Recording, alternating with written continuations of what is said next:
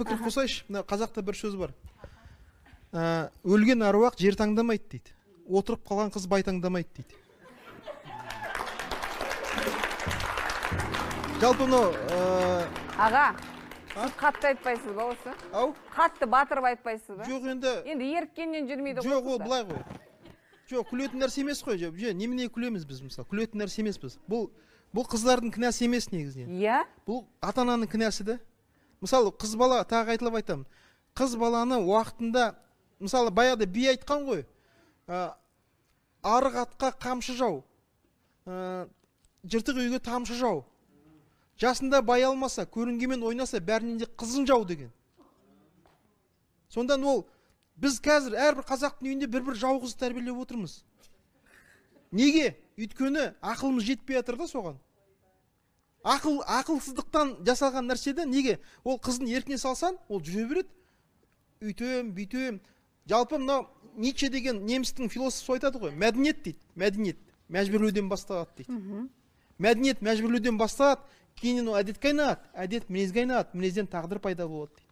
Сонда ол қызды бұлғандатып еркіне салу дегеніміз ол ақылсыз ұлттардың, ақылсыз адамдардың ісі. Өзі білет деген, ол ата-ананың өзі білет деген сөз, ол не? Ана қазақтың дәрменсіздігі ғой.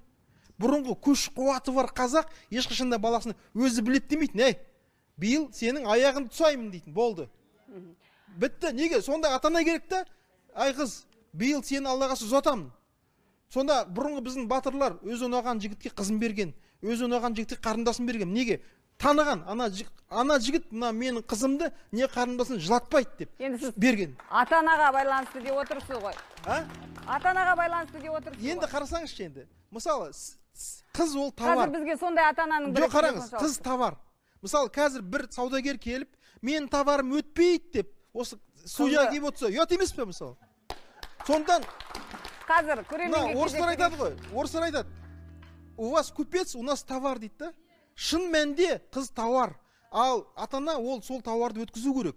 Ал енді мен товарды өткізе алмаймын деу, ол жаңағы ата-ананың әлсіздігі. Сіз бе қызыңызға товар ретінде қарайсыз ба? Әлбетте. Кез кел. Мына мен қараңыздар. Ана айтады ғой, Құдайдан жасырмаған адамнан жасалмайсың, сөзсіз бе? Сен ол неге біз товар деген не? Товар дегеніміз қымбат. Мысалы біз айтамыз, қымбаттым дейміз, е?